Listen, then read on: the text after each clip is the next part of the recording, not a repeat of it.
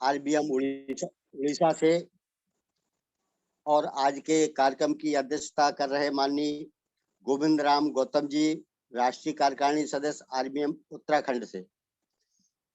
तो आज का जो विषय बहुत महत्वपूर्ण विषय है, इस विषय के ऊपर बात रखनी है। तो मैं विशिष्ट अतिथि जी को आमंत्रित करने से पहले मैं माननीय अध्यक्ष जी से अनुरोध करूंगा कि वो आज के कार्यक्रम की शुरुआत करने के लिए अनुमति प्रदान करें। माननीय अध्यक्ष जी गोविंद राम गौतम जी, उत्तराखंड से। बहुजन समाज के संत महापुरुषों को नमन करते हुए आरबीएम के संस्थापक और राष्ट्रीय अध्यक्ष माननीय धर्म प्रकाश भारती साहब और राष्ट्रीय कार्यकारिणी के अन्य सभी सम्मानित पदाधिकारीगण और इस प्रोग्राम में उपस्थित सभी सम्मानित उपासक और उपासिकाएं,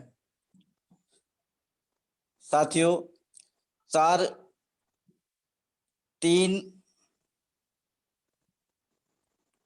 3 अगस्त से 4 सितंबर तक आयोजित किए जा रहे विभिन्न विषयों पर आयोजित प्रोग्रामों की श्रृंखला में आज हमको जातिवाद कैसे समाप्त किया जाए इस विषय पर अपने विचार रखने हैं। इस विषय पर हमारे विभिन्न वक्ता, विद्वान वक्तागण अपने विचार रखेंगे और हमको अनुग्रहित करेंगे। इसी क्रम में मैं माननीय संचालक महोदय को प्रोग्राम प्रारंभ करने की अनुमति प्रदान करता हूं। बहुत बहुत धन्यवाद अध्यक्ष जी। तो मैं विशिष्ट अतिथि माननीय नेपालेश्वर जी तांडी जी को बुलाने से पहले 2 शब्द। 14वीं शताब्दी में गुरु रविदास जी ने मनुवादी व्यवस्था का डटकर विरोध किया।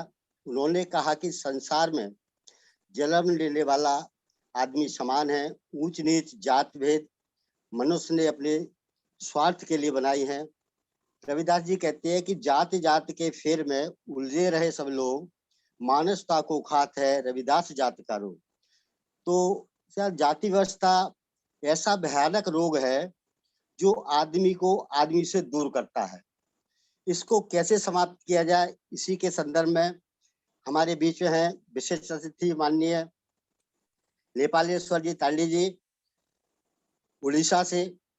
वो अपनी बात रखेंगे। माननीय नेपालेश्वर जी।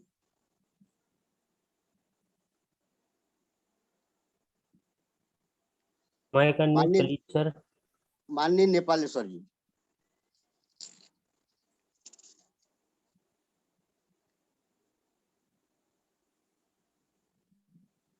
माइक अनम्यूट नहीं हो रहा क्या?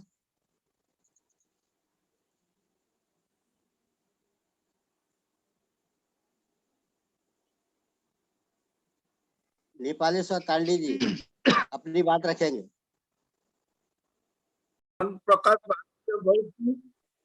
हेलो, राष्ट्रीय संस्थापक राष्ट्रीय बौद्ध महासभा मास्टर बादल सिंह बौद्ध जी, राष्ट्रीय कार्यकारिणी अध्यक्ष, आज का वेबिनार का अध्यक्ष माननीय गोविंद राम गौतम जी, मुख्य अतिथि रमेश चंद्र बनगोत्रा जी, राष्ट्रीय महासचिव और प्रभारी जम्मू कश्मीर, संचालक जी मान्यवर बीएल कदम जी, राष्ट्रीय कार्यकारिणी अध्यक्ष और सदस्य मुकेश बौद्ध जी, आईटी सेल इंचार्ज, तथा सभी उपस्थित सभी मान्यवरों को मेरा सादर जय भीम, नमो बुद्धाय। आवाज आ रही है सर? हेलो, आ रही है? आ रही है? बिल्कुल आ रही है साहब, बोलिए। ओके। आज का विषय है सबसे बड़ा समस्या जातिवाद कैसे खत्म किया जाए। आप जानते हैं ये एक्चुअली महत्वपूर्ण विषय है। जितना भी 25 पॉइंट है उससे सबसे मेरे हिसाब से ये सबसे बड़ा समस्या है। सही माने में जातिवाद ही भारत का बड़ा समस्या है, जिसके ऊपर बाबा साहेब डॉक्टर आम्बेडकर ने एक किताब भी लिखे थे। उसका नाम है एनिहिलेशन ऑफ कास्ट, माने जातिवाद निर्मूलक। डॉक्टर बाबा साहेब बोलते थे दी casteism in India not only a anti-social but also a anti-national। ये केवल समाज विरोधी नहीं है, ये प्रथा देश विरोधी भी है। इस भाषण के चलते, वो भाषण दिए थे लाहौर का जात पात तोड़ो आंदोलन में। वो भाषण एक्चुअली वो देने नहीं पाए, इसलिए वो भाषण का एक वही लिखे थे एनिहिलेशन ऑफ कास्ट। उनमें सोसाइटी, सोशल इकोनॉमिक और पॉलिटिकल के ऊपर, भारत के समस्या के ऊपर दिए थे। और उसका समाज में, भारतीय समाज में जाति प्रथा का विस्तार रूप से वर्णना किए थे। उसमें से वो सुझाव भी दिए थे जाति प्रथा व जातिवाद कैसे निर्मूलन किया जाए। उसमें हम 3 पॉइंट मुख्य रूप से लिए हैं। वो तीन पॉइंट हुआ, इंटरकास्ट मैरिज, अंतर जातीय विवाह के द्वारा हो सकता है जातिवाद का खत्म किया जा सकता है। देखिए, जब तक जाति में रोटी बेटी का संपर्क नहीं होगा तो जातिवाद खत्म नहीं होगा, उनका सुझाव है। द्वितीय, सेकंड थिंग, वो इंटर डाइनिंग सिस्टम, माने सभी जाति का लोग एक जगह पर बैठ के खाना पीना करना चाहिए। क्या है कि इसमें एक तो भाईचारा और बंधुत्व बढ़ता है। और थर्डली उनका सुझाव था वंचित वर्ग और पछुआ वर्ग एक भले शासक वर्ग होना चाहिए, नहीं तो जाति का उन्मोचन व खत्म नहीं किया जाएगा। उसके बारे में बाबा साहब विस्तार रूप से बताए हैं, कैसा क्या क्या चीज से जातिवाद खत्म होगा। उसके अलावा वो तो बहुत कुछ बताए हैं। उसके अलावा मेरे विचार में आया है कुछ प्रैक्टिस के द्वारा जातिवाद को नष्ट किया जा सकता है। पहला मेरा हिसाब से पहला है, जो बड़े पैमाने पर बहुजन समाज में जन्मे संत महापुरुष का जन्म जयंती को उत्सव रूप में मनाना चाहिए। क्या है कि ये जन्म जयंती जितना भी हम लोग का महापुरुष है, जितना भी हमको दिग्दर्शन दिए हैं, उनका मनाना चाहिए जयंती बड़े पैमाने में। जैसे बुद्ध पूर्णिमा, अंबेडकर जयंती, बिरसा मुंडा जयंती, माता सावित्रीबाई फुले, ज्योतिबा फुले जयंती, 26 नवंबर जो संविधान दिवस है, 26 जनवरी जो गणतंत्र दिवस है, डॉक्टर्स डे, अर्थ डे, ह्यूमन राइट डे, ये सब को मनाना चाहिए। इसलिए बहुजन समाज का ये सब पर्व है, उसको मनाना चाहिए। सेकेंडली, हमारे समाज के लोग अधिक प्रगतिशील होना चाहिए, जैसा सब शिक्षित होना चाहिए, बुद्धिमान होना चाहिए, गतिशील होना चाहिए। बाबा साहब 3 मंत्र हमको जो दिए थे, शिक्षित होना है, संघर्ष करना है और संगठित होना है। ये मंत्र को लेके हमारा समाज जब तक शिक्षित नहीं होगा, वो कभी भी ये मनुवादी के जाल में उभरते नहीं आएगा। सेकंड थिंग, हिंदू धर्म का पवित्र ग्रंथ लाइक वेद, उपनिषद, पुराण जैसा धार्मिक साहित्यों के भिन्न भिन्न कार्यक्रम के जरिए कमजोर कर देना चाहिए, उसको मनाना नहीं चाहिए। थर्ड, हिंदू का त्योहार जैसे धार्मिक और सामाजिक प्रथा को पूर्ण रूप से बहिष्कार करना चाहिए और बड़ी मात्रा में बाबा साहेब का दिया हुआ बौद्ध धर्म और बौद्ध संस्कृति अपनाना चाहिए हमारा लोग को। नहीं तो हम लोग वो दलदल में फंसेंगे और हमारा जाति को हमेशा घृणित रूप से वो लोग देखेगा। हार्डली हुआ अपना नाम से सरनेम हटाना चाहिए। सरनेम एक ऐसा चीज है जो सरनेम के दौलत वो लोग हमारा कास्ट भी जानते हैं, इसीलिए सरनेम या टाइटल जो है हम लोग का नाम के बाद उसको हटाना चाहिए। Fourth, English, French, Chinese, Japanese जैसा ग्लोबल लैंग्वेज को पढ़ना चाहिए, हम लोग पढ़ना चाहिए और युवा वर्ग को ग्लोबल पैरामीटर में डालना चाहिए ताकि वो लोग को जब बेरोजगार से भी मुक्त मिलेगा और जॉब का भी मौका मिलेगा। अभी देखिए कोई भी जॉब नहीं है ये सरकार में। क्या है कि जितना भी सरकारी संस्था है उसमें जॉब को SC ST OBC का रिजर्वेशन का जो कोटा निकलता है वो भी खत्म कर देना चाहते हैं।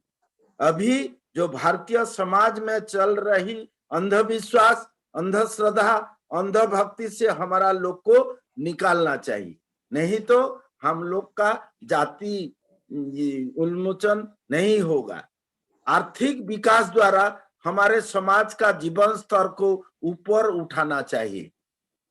एट्रोसिटी एक्ट जैसा कानून को सही मायने में लागू करना चाहिए तथा सरकार के ऊपर प्रेशर करना चाहिए। देखिए वो एट्रोसिटी को दबा के वो लोग नहीं, हमारे समाज का ये जस्टिस नहीं मिलता है। क्यों नहीं मिलता है कि अपने वो ब्राह्मण लोग हर एक पुलिस में आपका जज है, पुलिस है, जस्टिस नहीं मिलता है, इसलिए उनका कब्जा गणतंत्र में चारों तरफ जो 4 पिलर है उसमें भरा हुआ है, इसीलिए हमको नहीं मिलता है, जस्टिस नहीं मिलता है।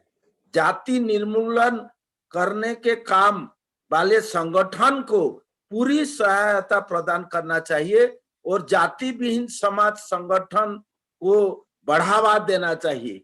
इंटरकास्ट को जोड़ने वाले संगठन जैसा RBM, हमारा जैसा RBM संगठन को तन मन धन से शक्तिशाली और मजबूत करना चाहिए।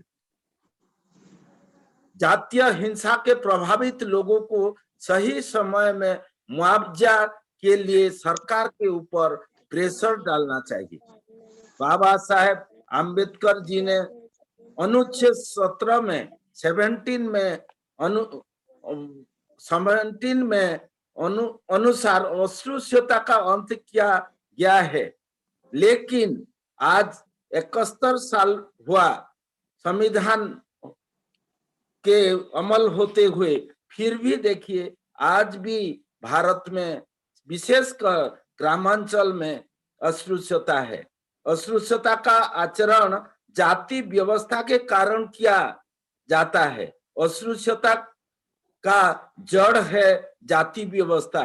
जाति प्रथा जब तक भारत में जाति रहेगा तब तक अस्पृश्यता रहेगा, ये हम लोग को जानना है। अस्पृश्यता का अंत तभी होगा जब जाति का अंत होगा, ये हमारा सोच है। इसलिए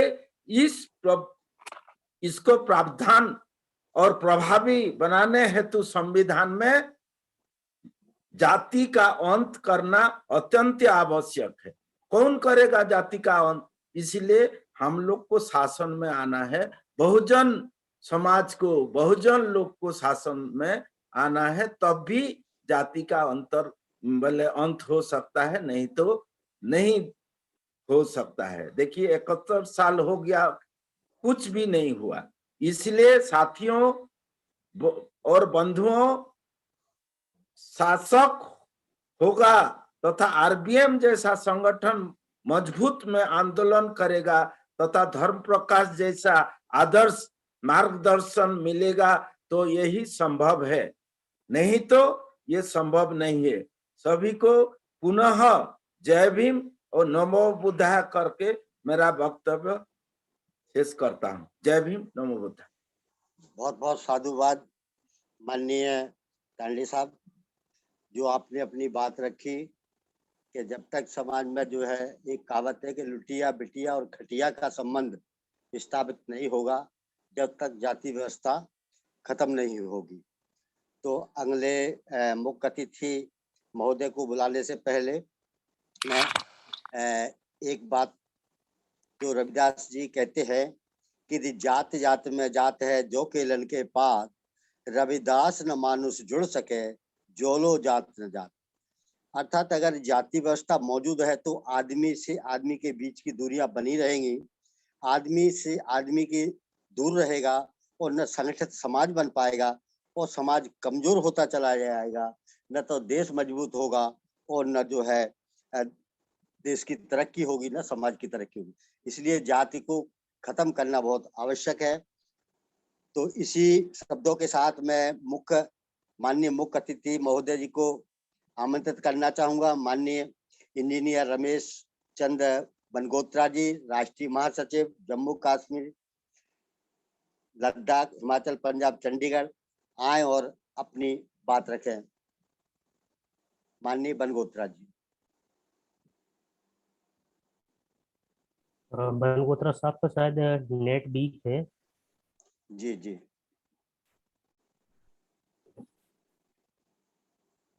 तो अभी जुड़े नहीं है, नेट वीक हो गया उनका। अच्छा अच्छा। यदि सर दूसरे हैंडसेट से जुड़े हैं तो आप हैंड रेस कर दीजिए।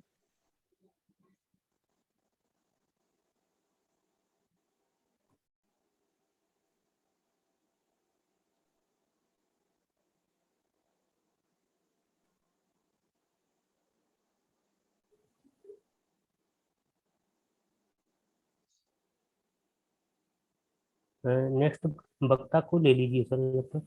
अच्छा, किसको बुलाना है बोलिए। जी जी जुड़ गए हुए हैं जी। ये उनका है नंबर पड़ा हुआ है ऑन +71334455।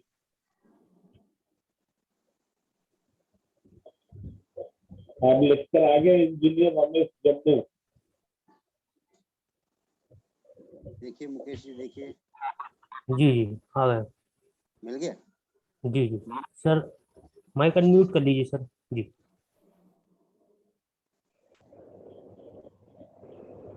माननीय मुख्य अतिथि बनगोत्रा हाँ जी, जी, अपनी बात है। हाँ। हाँ, जय भीम नमो बुद्धाय। जय भीम नमो बुद्धाय सर, बोलिए। जय भीम नमो बुद्धाय। मेरी आवाज आ रही है? आ रही है सर, आ रही है, हेलो, बोलिए बोलिए सर, आ रही है। आ रही है। जहाँ तो नेटवर्क की प्रॉब्लम, मैं तो जुड़ा हुआ था, माइक अनम्यूट म्यूट नहीं हो रहा था। चलो बोलिए। जय भीम नमो बुद्धाय। जय भीम नमो बुद्धाय। कर्ण सागर, सब प्रथम कर्ण सागर तथागत गौतम बुद्ध को मेरा कोटि कोटि प्रणाम। बहुजन समाज में जन्मे संत महापुरुष कबीरदास, संत कबीर जी, ज्योतिराव फुले जी, महात्मा ज्योतिराव फुले जी, सावित्रीबाई फुले जी और साहू जी महाराज, संविधान के निर्माता डॉक्टर बी.आर. अम्बेडकर जी, मान्यवर कांशीराम जी, इन सबको मुझे मेरा कोटि कोटि प्रणाम। और आरबीएम राष्ट्रीय बौद्ध महासभा के संपादक अध्यक्ष धर्म प्रकाश बोध जी, कार्यकारी अध्यक्ष बादल सिंह बोध जी, आज की अध्यक्षता कर रहे मान्यवर गोविंद राम गौतम जी, विशिष्ट अतिथि नेपाल तांडी और संचालन कर रहे मान्यवर वी.एल. कदम जी।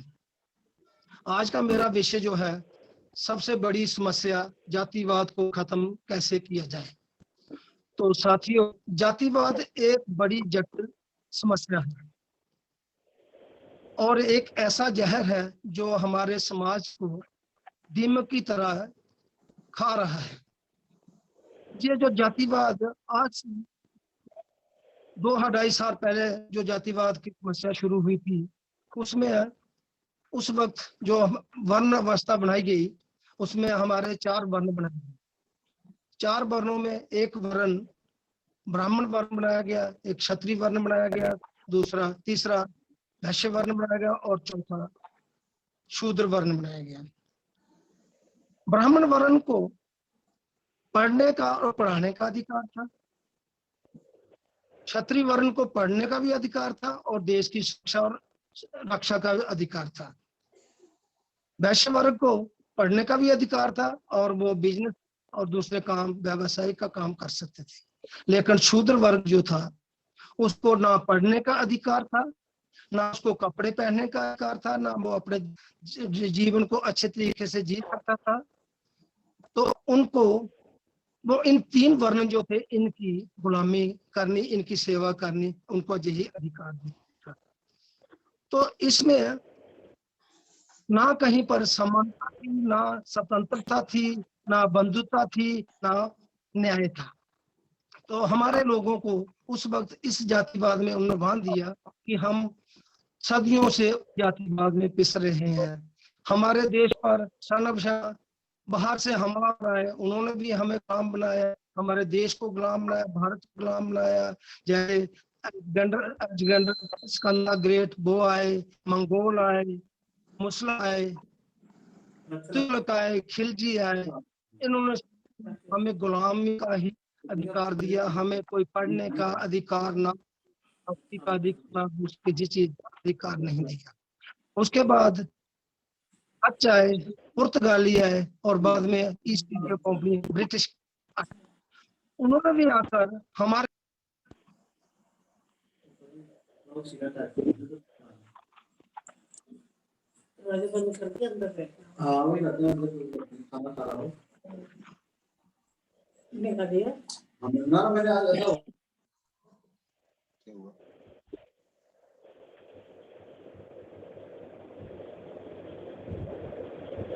तो आपका नेटवर्क चला गया, इस वजह से आवाज नहीं आ रही।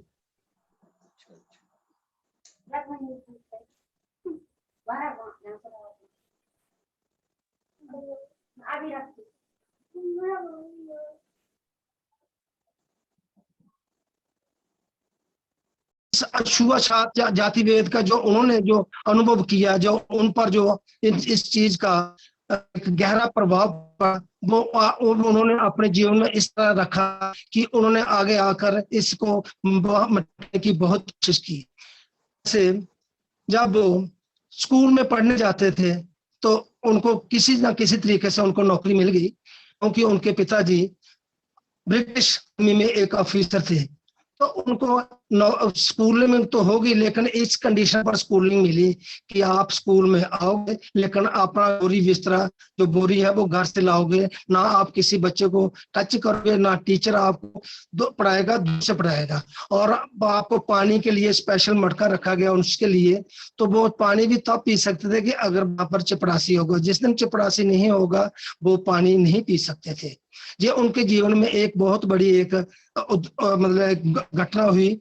उसके बाद जब वो 9 साल के हुए तो उनके पिताजी ने उनको टिकटें भेजी कोरेगांव से कि जब आपको छुट्टियां पड़ेंगी तो आप जहां पर मेरे पास आ जाना। तो बच्चे बड़े खुश हुए कि हमें कोरेगांव जाना है।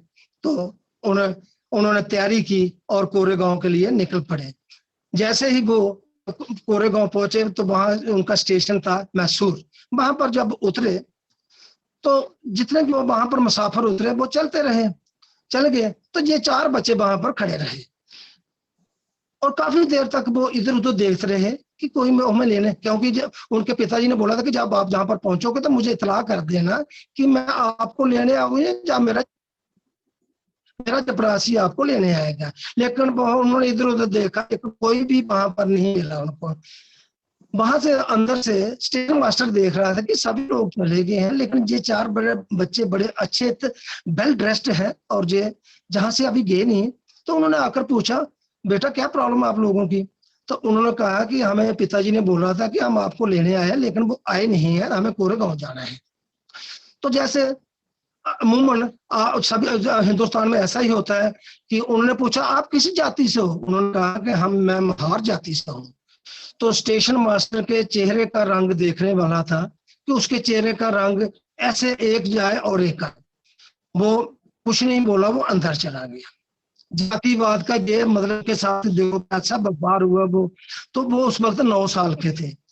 तो वो चला गया अंदर, फिर बच्चे वहां पर खड़े रहे। फिर वो थोड़ी देर के बाद आया तो उसने कहा बच्चों मैं आपका जाने का प्रबंध कर सकता हूँ, लेकिन इसके लिए आपको कुछ ना कुछ करना पड़ेगा। कहते हैं हमने डबल किराया दे देंगे, हम जितना बनता है उससे डबल किराया दे देंगे, लेकिन हमें कोई ना कोई हमें साधन हमें उपलब्ध करवाए। तो जब उन्होंने ऐसा बात की कि हम हार जाती हैं, तो जो बाहर खड़े थे बैलगाड़ी वाले उन्होंने भी सुन लिया। तो जब उन्होंने उनको बुलाया तो उन्होंने भी इनकार कर दिया कि हम आपको लेकर नहीं जाएंगे। तो इस तरह वो स्टेशन मास्टर बाहर गए तो उन्होंने कहा कि यार आप लोगों को ऐसा करो कि आप किराया पे डबल ले लो, लेकिन आप गाड़ी चलाएंगे। तो वो मान गया। तो ऐसे तरह वो चलते गए। किसी तरीके अब जब बीच में इतनी घटना हुई वो उन्होंने देखा, लेकिन इसका प्रभाव डॉक्टर बी.आर. अम्बेडकर ऐसा था कि मेरा फादर जो मेरा फादर है, जो बाप है, वो एक ब्रिटिश गवर्नमेंट में एक ऑफिसर है, लेकिन हम जैसे लोगों की जब कैसी दूर दुर्घटना हुई है तो उन्होंने आगे जाकर फिर उन्होंने पढ़ाई की, जो भी किया, चलो ऐसी बात वो चलता रहा। लेकिन मित्रों ये जातिवाद एक ऐसा समस्या है, ऐसा जहर है, इसको मिटाना नामुमकिन तो नहीं, लेकिन इतना आसान भी नहीं है। भारत में घूमते हुए यदि किसी भारतीय से उसकी जाति पूछ ली जाए तो उसके लिए ये बिल्कुल भी आश्चर्य की विषय नहीं है होगा, क्योंकि आजादी के 73 वर्ष बाद भी इस धर्मनिरपेक्ष राष्ट्र में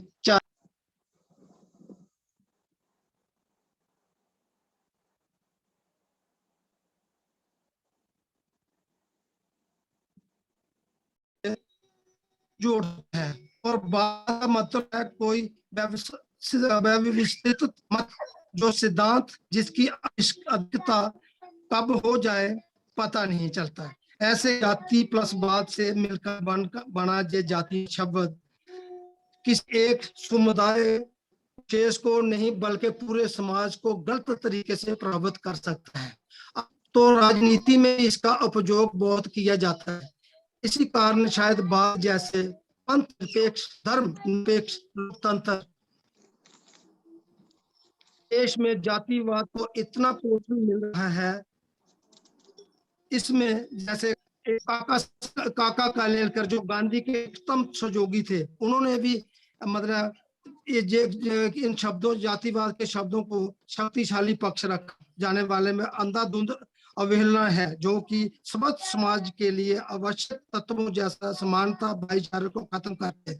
वो गांधी के जैसे गांधी जी जातिवाद को प्रोत्साहन करते थे, लेकिन जातिवाद हमारे डॉक्टर बी अम्बेडकर इस जातिवाद से अंगेज हो जाते थे कि जातिवाद को तोड़ना है। तो जातिवाद को कैसे तो मतलब इसके में कैसे अच्छे तरीके से वो लोगों में लाया जाए, उसके लिए हम इसकी समस्या को क्या हल किया जाए, उसके लिए हमारे जैसे तांडी साहब ने बोला है कि हमें इंटरकास्ट मैरिज करनी चाहिए, हमें रोटी बेटी का संबंध बनाना चाहिए। रोटी एक ऐसा संबंध है जिसमें हमें रोजगार मिलता है और रोजगार से हमें अपना भविष्य बना सकते हैं। और बेटी जिसको हम दूसरे किसी भी समाज में हम शादी कर लें तो तभी ये समाज हमारा जो देश है इसमें प्रगति होगी। तीसरा, हमें शिक्षा, जब तक हम शिक्षित नहीं होंगे तो हमारा समाज पीछे रह जाएगा। इसलिए डॉक्टर साहब ने मतलब बोला था कि शिक्षित बनो, संगठित बनो और संघर्ष करो। तो इसलिए हमें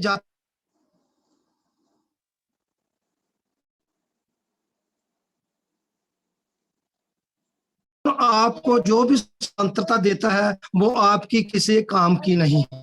कानून और व्यवस्था शरीर की दवा है, और जब राजनीतिक शरीर बीमार पड़े तो दवा जरूर दी जानी चाहिए। इसीलिए जातिवाद को हमें तोड़ना है।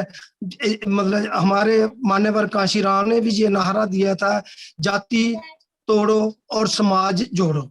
तो इस तरह हमारा इस वक्त हमारे राष्ट्रीय बुद्ध महासभा इस पर रोज वेबिनार चला रहा है, कैसे हमें इस संविधान को बचाना है, इस जातिवाद से बाहर निकलना है। और भी बड़ी समस्या है, जैसे एजुकेशन की समस्या है, जैसे कल हमने कृषि बिल पर बोला था, उससे पहले एनआरसी पर बोला था। तो ये इतनी समस्याएं अब हमारे भारत में बनी हुई है कि ये जो सभी हमारे प्रमुख नहीं है। इस जातिवाद से निकलने के लिए हमें यही करना है, हमें ज्यादा से ज्यादा हम लोगों के साथ हमारे इंटर मैरिज करनी चाहिए, हमें एक दूसरे के साथ संबंध बनाने चाहिए, खाना खाना चाहिए। जातिवाद में ब्राह्मण की एक था बना है कि वो जो ऊंची जाति वाला है तो वही नीची जाति वाले के साथ खाना नहीं खा सकता। जब तक ये समस्या हल नहीं होगी, हमारी प्रगति नहीं होगी, हमारी देश की तरक्की नहीं होगी। तो इसलिए साथियों, हम जो राष्ट्रीयवाद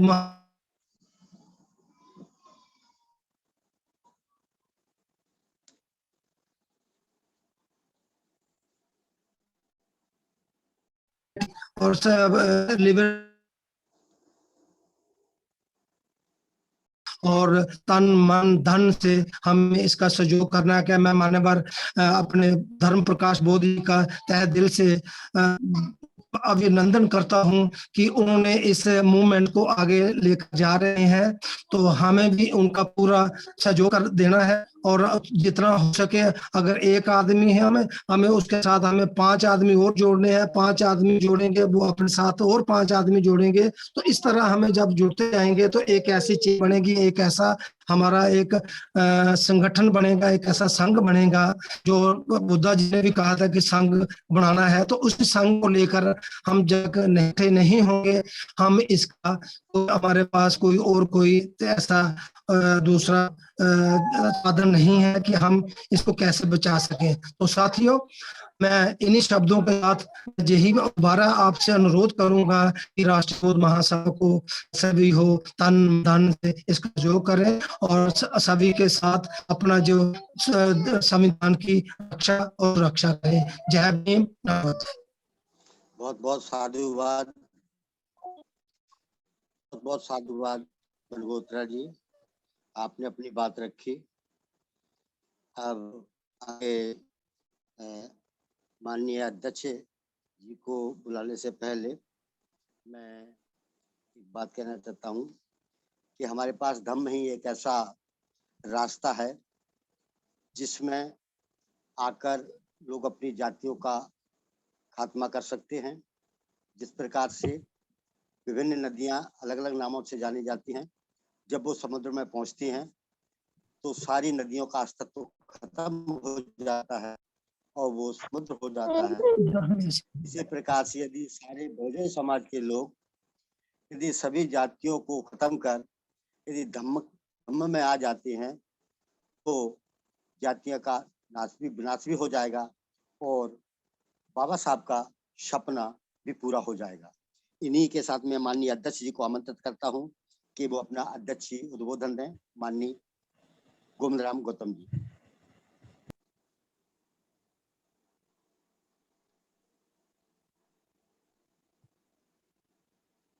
अध्यक्ष जी, माननीय गौतम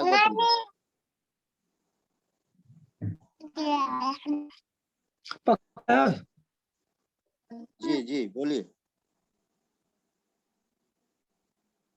गौतम जी, बोलिए। अध्यक्ष जी उद्बोधन दिन। हेलो,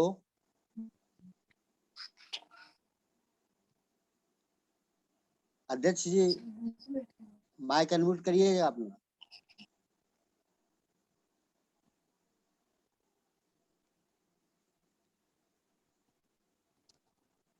माननीय गोविंदराम गौतम जी, मेरी आवाज सुन पा रहे हैं? सर जो माइक है आप उस पर टिक कर दीजिए, जो लाल होगा वो हट जाएगा। हेलो, जी आवाज आ रही है? आ रही सर, जी आ आ रही। रही। बोलिए बोलिए। बहुजन समाज के महापुरुषों को, संतों को नमन करते हुए राष्ट्रीय बौद्ध महासभा के राष्ट्रीय अध्यक्ष संस्थापक माननीय धर्म प्रकाश भारती साहब, राष्ट्रीय कार्यकारी अध्यक्ष बादल सिंह साहब और राष्ट्रीय कार्यकारिणी के सभी सम्मानित पदाधिकारी और इस प्रोग्राम में उपस्थित सभी सम्मानित उपासक और उपासिकाएं। साथियों, 3 अगस्त से 4 सितंबर तक विभिन्न विषयों पर आयोजित प्रोग्रामों की श्रृंखला में आज जातिवाद कैसे खत्म किया जाए, इस विषय पर चर्चा हुई। माननीय मुख्य अतिथि जी ने बहुत अच्छे अपने विचार दिए। माननीय तांडी साहब ने बहुत अच्छे विचार दिए कि देश में जात व्यवस्था कैसे खत्म की जाए, इस कलंक को कैसे खत्म किया जाए। इस विषय पर सम्मानित वक्ताओं ने बहुत अच्छे विचार दिए। मैं आपका आभार व्यक्त करता हूं। साथियों, जात व्यवस्था 5000 वर्षों से चली आ रही है। जात व्यवस्था के कारण ही हमारा समाज बहुत पिछड़ गया, हमको मुख्य धारा से वंचित रखा गया। जात व्यवस्था का इजाद करके हमको इस देश में गुलाम बनाया गया और हजारों साल की गुलामी हम लोग सहते हुए आ रहे हैं और आज भी सह रहे हैं। आप देख रहे हैं, जात व्यवस्था को समाप्त करने के लिए तथागत बुद्ध, फूले साहब, बाबा साहब तथा हमारे समाज के संत रैदास साहब और अन्य तमाम महापुरुषों ने आजीवन जात व्यवस्था को समाप्त करने के लिए काम किया, जिसका काफी हद तक समाज में परिवर्तन आया। कुछ हद तक जात व्यवस्था देश में समाप्त हुई, लेकिन जात व्यवस्था जितनी समाप्त होनी चाहिए थी उतनी जात व्यवस्था समाप्त नहीं हुई। आज भी पूरे देश में जात व्यवस्था व्याप्त है। आप देख रहे हैं, नौकरियों में जात व्यवस्था है, गांव में जात व्यवस्था है, सार्वजनिक स्थलों पर जात व्यवस्था है, कंपटीशन में जात व्यवस्था है। हर जगह हमारे साथ जात के आधार पर भेदभाव होता है। इस कलंक को खत्म करने के लिए देश की विभिन्न संस्थाएं काम कर रही हैं, बहुजन संस्थाएं काम कर रही हैं और उसके बावजूद भी जात व्यवस्था समाप्त होने का नाम नहीं, खत्म होने का नाम नहीं ले रही है। ऐसी स्थिति में राष्ट्रीय बौद्ध महासभा के संस्थापक साहब ने सोचा कि क्यों न इस विषय पर एक गहन चर्चा की जाए और इस पर आज गहन चर्चा हुई है। साथियों, जात व्यवस्था को खत्म करने के लिए हमको सबसे पहले अंतरजातीय विवाह को बढ़ावा देना होगा। अंतरजातीय विवाह हमारे समाज में नहीं के बराबर होते हैं। SC ST OBC में 6743 उपजातियां इजाद की हुई हैं। मनवादियों के द्वारा, ब्राह्मणवादियों के द्वारा जो 6743 जातियां बना दी गई हैं। इन जातियों में आपस में तालमेल नहीं है, शादी ब्याह के संबंध नहीं है, खान पान नहीं है, सामंजस्य नहीं है, जिससे जातवाद को बढ़ावा मिल रहा है। हमको सामंजस्य, इन जातियों में सामंजस्य स्थापित करना होगा, आपस में भाईचारा स्थापित करना होगा, मेल मिलाप स्थापित करना होगा, हमको संगठित होना होगा। जब तक हम लोग संगठित नहीं होंगे तो जात व्यवस्था खत्म नहीं हो सकती है।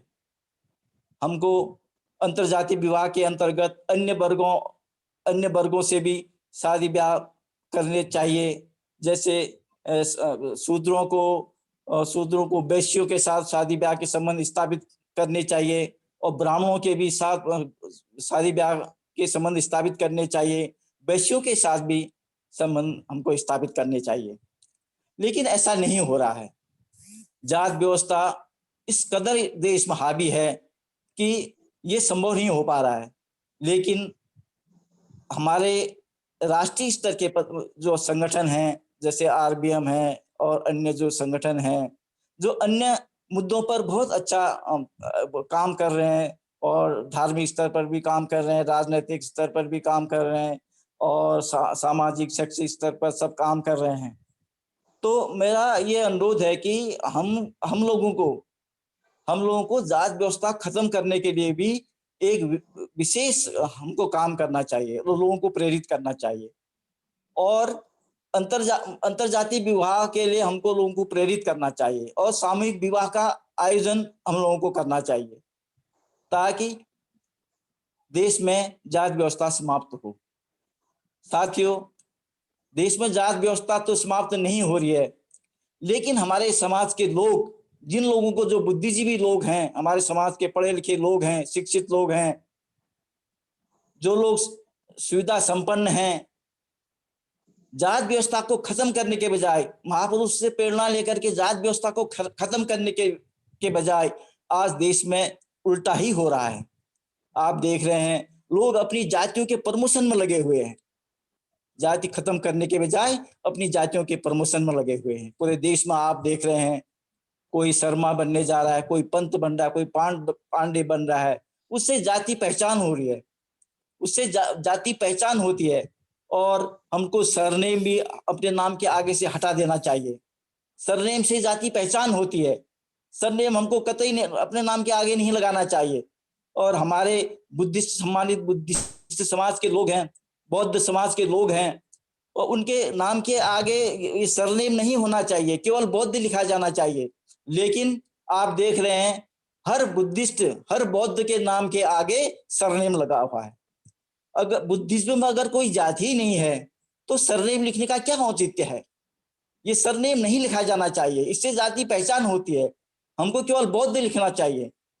और जो अन्य हमारे समुदाय एसटी ओबीसी के लोग हैं, इन लोगों को भी अपनी जात का प्रमोशन करने के बजाय जात को खत्म करना चाहिए।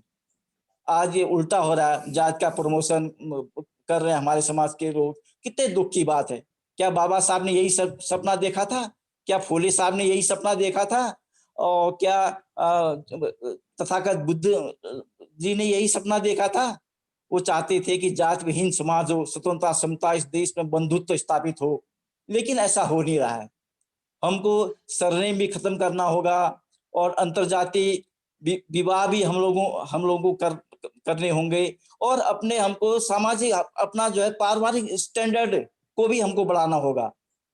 अच्छी शिक्षा हमको अपने बच्चों को देनी होगी, अपने बच्चों को डॉक्टर, इंजीनियर, बड़े पदों पर हमको काबिज करना होगा और हमको अपने बच्चों को अंग्रेजी शिक्षा देने पर ज्यादा बल देना चाहिए। अंग्रेजी शिक्षा हमारे बच्चे अगर लिंग ग्रहण करेंगे तो उनका आर्थिक, सामाजिक, शैक्षिक स्तर बहुत ऊंचा होगा और जात व्यवस्था भी खत्म होगी। हमको अंग्रेजी शिक्षा पर विशेष ध्यान देना चाहिए। जात व्यवस्था के कारण ही आज आप देख रहे हैं पूरे देश में, अभी दिल्ली में हमारे समाज के 9 साल के बच्चे के साथ बलात्कार हुआ। कितनी घिनौनी हरकत अभी दिल्ली में हुई है।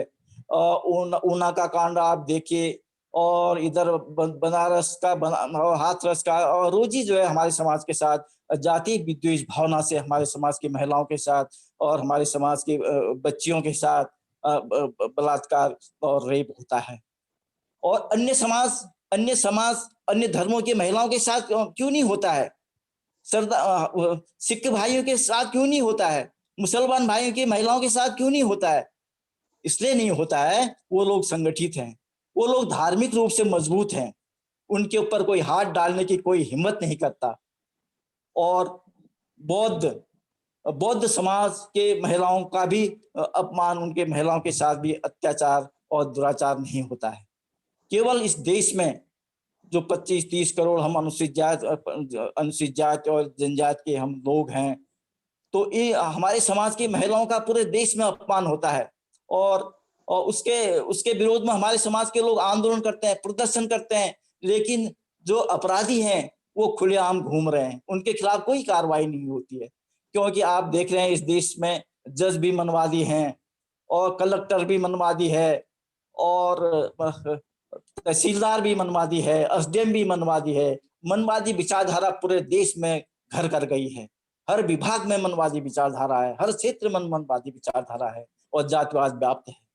इस जात पात को खत्म करने के लिए हमको राष्ट्रीय बौद्ध महासभा के माध्यम से काम करना पड़ेगा। जात पात खत्म करने के लिए हम कैडरों में जो हमारे प्रोग्राम होते हैं और कैडरों में हमको को जात पात खत्म करने के मुद्दे पर भी विचार रखने चाहिए, लोगों को प्रेरित करना चाहिए।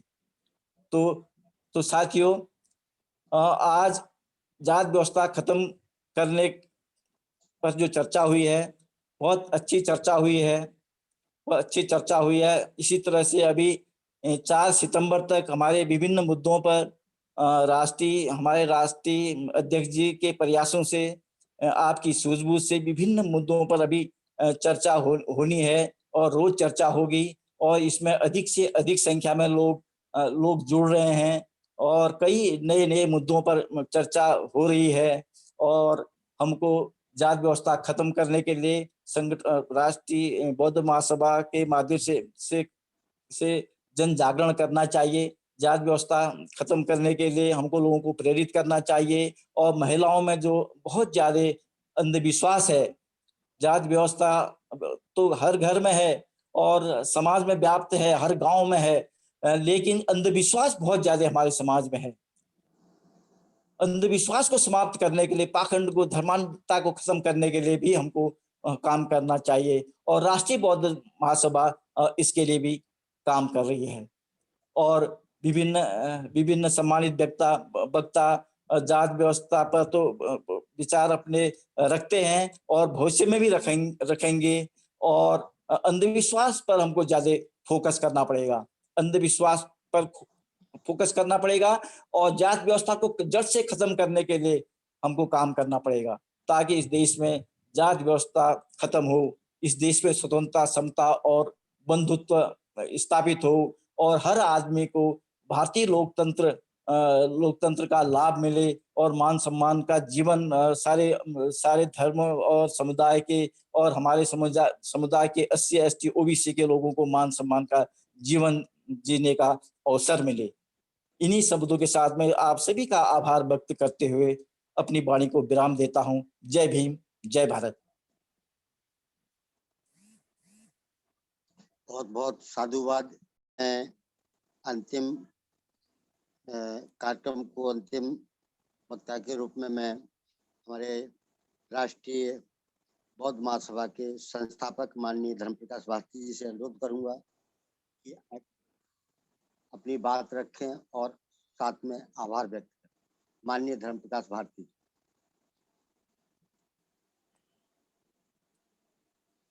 साहब को टाइम दे, साहब को। जी जी, बस एक मिनट रुकिए, 1 मिनट जी।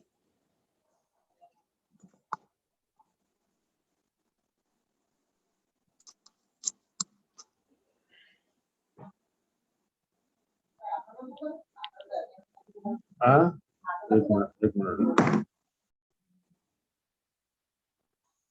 जी। आ रही है सभी संत गुरुओं को नमन करते हुए मैं बहुत बहुत धन्यवाद करना चाहता हूं अपने आज की सभा के आदरणीय अध्यक्ष हमारे गोविंद राम गौतम साहब, जो उत्तराखंड से हैं, पहाड़ों पर रहते हैं और वहां नेटवर्क बड़ी मुश्किल से मिलता है, फिर भी उन्होंने अपनी बात को रखा। बहुत बहुत धन्यवाद उनका।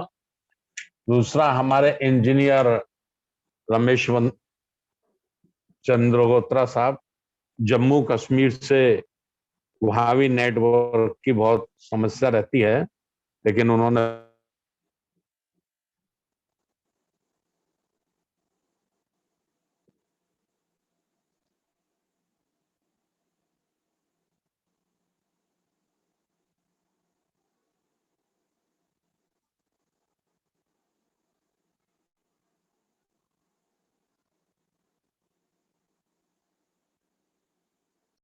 जितने साथी जुड़े हैं सभी साथियों को मैं बहुत बहुत धन्यवाद करना चाहता हूं। अब चूंकि समय हो गया है, मैं ज्यादा 2-3 मिनट ही आपके लूंगा, इससे ज्यादा समय नहीं लूंगा। हमारे साथियों ने बहुत अच्छे सुझाव रखे हैं कि जाति कैसे खत्म की जा सकती है। उन्हीं बातों को आगे बढ़ाते हुए मैं उसी में अपने आप को जोड़ता हूं और जाति खत्म करने के 5 उपाय हमारे बीच में हैं, जिन 5 उपायों पर यदि हम बात करें तो हम जाति खत्म करने में कामयाब हो सकते हैं। जाति एक बहुत बड़ी समस्या है। बाबा साहब डॉक्टर अंबेडकर के शब्दों में यदि कहा जाए तो ये समस्या नहीं है बल्कि बहुत बड़ा आतंक है। आतंकवाद से भी ज्यादा खतरनाक ये समस्या है। आज वर्तमान में हम कोरोना झेल रहे हैं। कोरोना जैसी महामारी से भी बड़ी ये समस्या है, क्योंकि ये जो बीमारियां हैं, महामारी हैं, इनका आज नहीं तो कल हमारे वैज्ञानिक, हमारे डॉक्टर इसका इलाज ढूंढ ही लेंगे, लेकिन जाति का इलाज ढूंढना बड़ा मुश्किल होता है। तो उसके लिए जो हमारे महापुरुषों के द्वारा बताए गए रास्ते हैं, उनमें 5 रास्ते हमने सिलेक्ट किए हैं कि यदि हम इन पे काम करें तो हम बहुत जल्दी जाति को खत्म कर सकते हैं। तो 5 रास्ते कौन से, 5 माध्यम कौन से हो सकते हैं? सबसे पहला माध्यम है कि हम लोग बुद्ध धर्म को स्वीकार करें।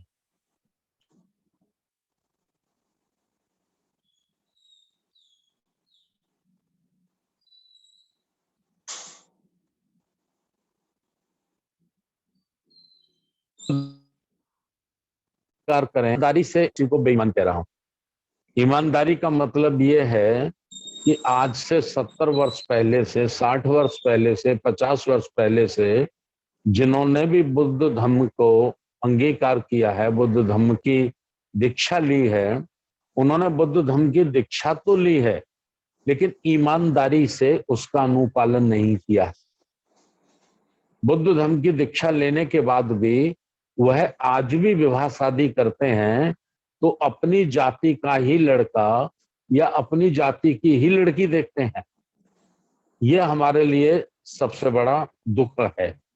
तो बुद्ध धर्म को हम सच्चे मन से स्वीकार करें और जाति का अपने दिल में हम उसका विनाश कर दें, उसको खत्म कर दें। हमारा एक ये रास्ता है जिसको हम कर सकते हैं, सामाजिक लेवल पे है। दूसरा रास्ता है सरकार। सरकार यदि चाहे तो वो 2 प्रकार की योजना ला सकती है। योजना ला सकती है, कौन सी योजना? एक योजना ये ला सकती है कि जो लड़के लड़कियां इंटर कास्ट मैरिज करेंगे, अर्थात अंतर जातीय विवाह करेंगे, उनको सरकारी नौकरियों में प्राथमिकता दी जाएगी। सरकार अपनी मंशा को अगर सही करे, सरकार की नियत सही हो, तो बहुत जल्दी सरकार भी इस जातिवाद को खत्म कर सकती है। और उसके लिए क्या सेंटर की सरकार या हमारे स्टेट की सरकारें दोनों इस काम को कर सकती हैं। और उस पे वो ये कानून ले आए, 10 पैसे का कागज लगना है, केवल मात्र 10 पैसे के कागज पे ये बिल पास हो जाएगा, विधेयक पास हो जाएगा कि जो बच्चे अंतर जातीय विवाह करेंगे, एक जाति से दूसरी जाति में विवाह करेंगे, उन्हीं बच्चों को सरकारी नौकरियों में प्राथमिकता दी जाएगी, उनको प्रायोरिटी दी जाएगी।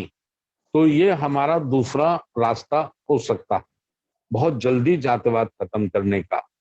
लेकिन सरकार इसके साथ साथ ये कह सकती है कि हमारे पास इतनी नौकरियां नहीं हैं, तो जितनी नौकरियां हैं उतनी नौकरियां तो हम दे सकते हैं। लेकिन अगर ज्यादा लोगों ने इंटरकास्ट मैरिज कर ली तो फिर इसका समाधान क्या होगा? तो इसका तीसरा समाधान ये है कि हम लोग सरकार उनको 10 लाख रुपए लड़की को और 10 लाख रुपए लड़के को अनुदान राशि दे। 20 लाख रुपया लड़का लड़की को अनुदान राशि दे और ये 20 लाख रुपया उनको किसी भी प्रकार का कोई अपना कारोबार करने के लिए दिया जाए। दोनों को जॉइंट रूप से दोनों अपना कारोबार करें। यह हमारा तीसरा रास्ता हो सकता है, बहुत मजबूत रास्ता हो सकता है। चौथा रास्ता है कि भारत में जो सरनेम व्यवस्था है, ये सरनेम व्यवस्था समाप्त कर दी जाए। सरनेम कोई लगाएगा ही नहीं, इसको अपराध घोषित कर दिया जाए। सरनेम कोई नहीं इस्तेमाल करेगा, इसको अपराध घोषित कर दिया जाए।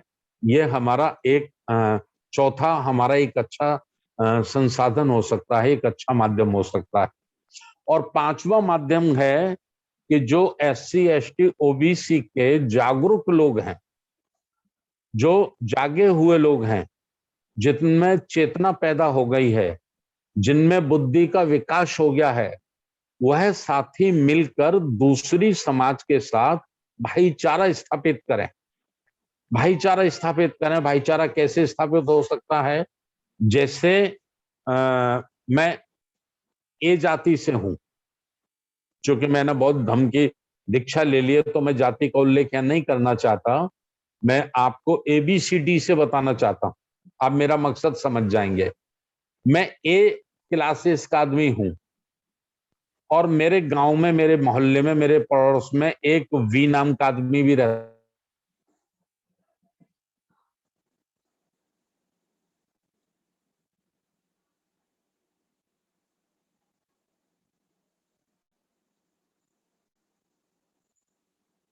मैं के घर में अगर कोई दुख है तो हमें उसके घर जाके घंटे आधे घंटे बैठना चाहिए।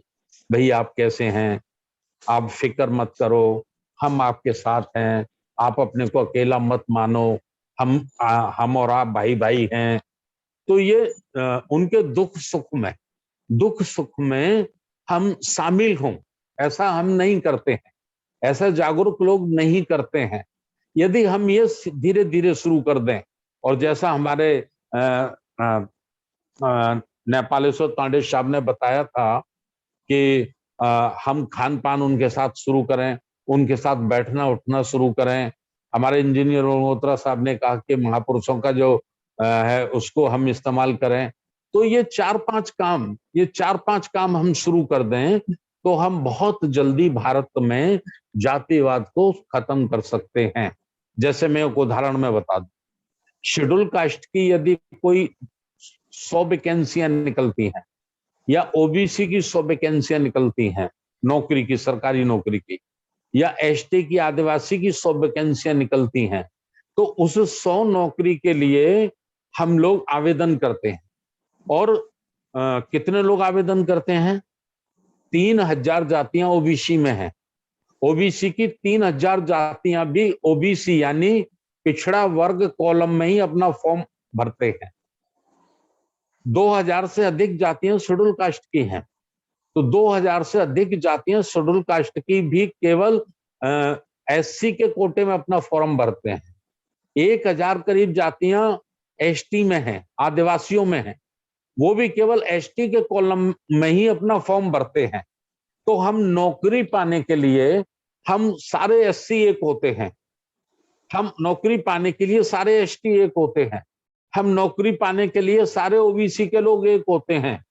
लेकिन यहीं पर जब शादी करने का मौका आता है तो हम OBC में होते हुए भी हम 3000 जातियों में बटे होते हैं। हम SC के होते हुए भी हम 2000 जातियों में बटे होते हैं। हम ST के होते हुए भी हम 1000 जातियों में बटे होते हैं। ये दुख है, ये दुख है। हम नौकरी पाने के लिए, हम चपरासी बनने के लिए, हम बाबू बनने के लिए, हम क्लर्क बनने के लिए, हम कलेक्टर बनने के लिए तो एक वर्ग के होते हैं, एक ही समाज हमारा होता है। हम सांसद विधायक बनने के लिए, गांव का सरपंच बनने के लिए, वार्ड का मेंबर बनने के लिए भी हम केवल एक ही समाज के होते हैं। लेकिन जैसे ही विवाह शादी रोटी बेटी के रिश्ते का सवाल खड़ा होता है तो हम स्वयं विभिन्न विभिन्न जातियों में बटे होते हैं। तो ये विषमता जो है, इसको जागरूक समाज को ही समाप्त करना होगा। और ये होगा बुद्ध धर्म से कैसे हो सकता है? जैसे मैंने कहा बुद्ध धर्म को अपना लेना चाहिए, तो हम लोग A ने भी बुद्ध धर्म अपना लिया, B ने भी बुद्ध धर्म अपना लिया, C ने भी बुद्ध धर्म अपना लिया, D ने भी बुद्ध धर्म अपना लिया, यानी हम सबने बौद्ध धर्म अपना लिया और सरनेम हटा दिया पीछे से। कोई मेश्राम नहीं, कोई हईरवार नहीं, कोई अन्य नहीं, हम केवल धर्म प्रकाश बौद्ध हम वीएल बौद्ध, हम नेपालेश्वर बौद्ध, हम इंजीनियर किशोर बौद्ध, ऐसे हम रखें और हम कार्यक्रम करें, संगति करें, धम्म चर्चा फिजिकली। अभी तो कोरोना चल रहा है, लेकिन फिजिकली हम मिलना जुलना शुरू करेंगे, हम सत्संग शुरू करेंगे और उनमें हमारे बेटे भी आएंगे, हमारी बेटियां भी आएंगी, हमारे संबंध स्थापित होते जाएंगे। तो जहां जहां हमें लगेगा कि भाई मुझे बेटी की शादी करनी है और ये फला बौद्ध साहब का बेटा अच्छा है, इंजीनियर है, पढ़ा लिखा लड़का है, सुशील है, जुआ शराब दारू किसी बुराई में नहीं है, तो मैं अपनी बेटी का रिश्ता यहाँ कर सकता हूं। इस किस्म की भावनाएं यदि हम अपने मन में उत्पन्न कर लेंगे तो बहुत जल्दी हम जाति को समाप्त कर सकते हैं। क्योंकि एक विडंबना है, एक दुख है, जो सबसे निम्न जाति में गिना जाता है वो उच्च जाति के लड़के के साथ भी अपनी लड़की की शादी करने को तैयार नहीं है। क्यों तैयार नहीं है? इसलिए तैयार नहीं है कि वो ये मानता है कि लड़का ए क्लास का है, मैं बी क्लास का हूं, लेकिन चूंकि मेरी समाज में मेरी नाक कट जाएगी कि मैंने अपनी समाज से अलग हटकर दूसरी समाज में क्यों लड़की का रिश्ता किया। अफेयर हो जाए, कोर्ट मैरिज कर लें, लड़का लड़की भाग जाए, वो एक अलग सवाल है, लेकिन सोशल लेवल पर, सामाजिक स्तर पर वो तैयार नहीं होता। लड़का लड़कियों में अगर बात बनने वाली हो, अफेयर भी हो गया हो, तो वहां भी माता पिता अपनी पूरी वीटो पावर का इस्तेमाल करते हैं। वीटो पावर का इस्तेमाल, मैं जहर खा जाऊंगा, मैं जहर खा के मर जाऊंगा बेटी अगर तुमने अपनी समाज से अलग कहीं किसी लड़के को पसंद किया। मां कहती है मैं जहर खा के मर जाऊंगी, और लड़का अच्छा है उसके बाद भी।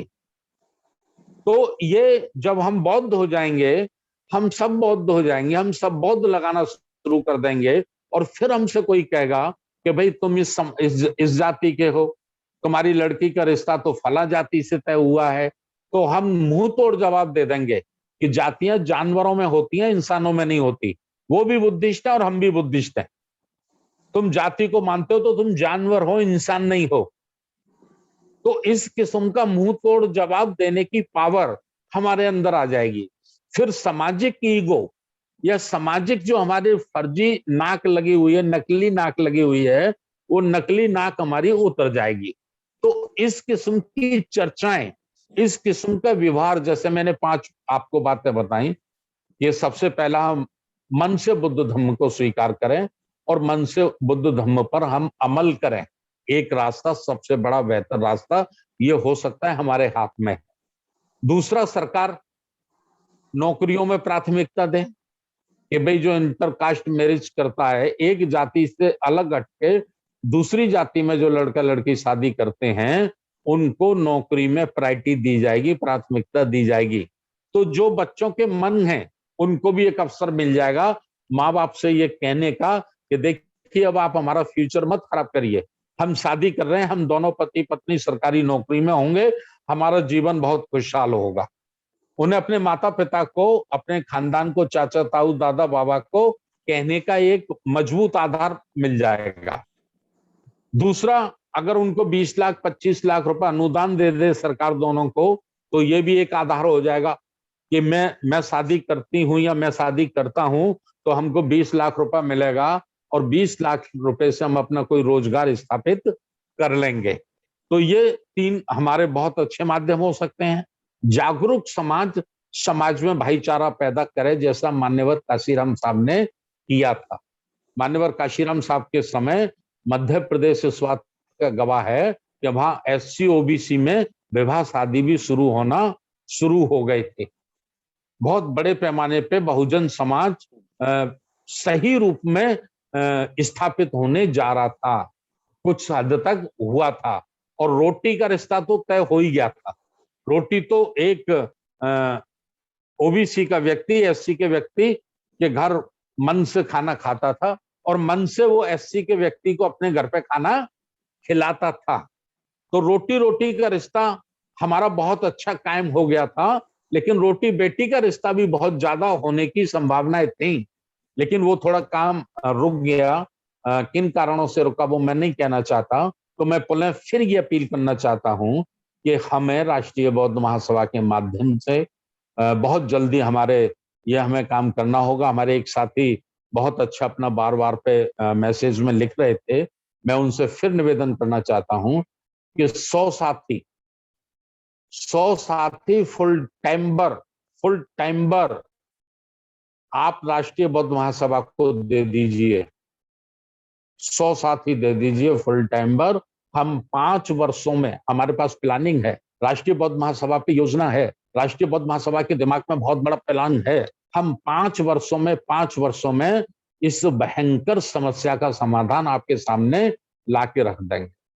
लेकिन ईमानदार लोग मिल जाए, ईमानदार लोग जो सिर्फ और सिर्फ अपने जीवन को बहुजन समाज के सामाजिक परिवर्तन के लिए, ये श्रमण संस्कृति आंदोलन के लिए समर्पित करने वाले केवल 100 लोग मिल जाएं। मैं पूरे भरोसे के साथ आपसे कह रहा हूं, हम 100 लोगों की ताकत पर 100 करोड़ लोगों में परिवर्तन की लहर खड़ा कर देंगे। 100 करोड़ लोगों में सामाजिक परिवर्तन की, भाईचारे की लहर खड़ी कर देंगे, पैदा कर देंगे। समय बहुत ज्यादा हो गया है। बहुत बहुत धन्यवाद जितने साथी भी जुड़े और जिन्होंने आज हमारे अतिथियों को और हमको सुना, उनका बहुत बहुत धन्यवाद। जय भीम, नमो बुद्धाय।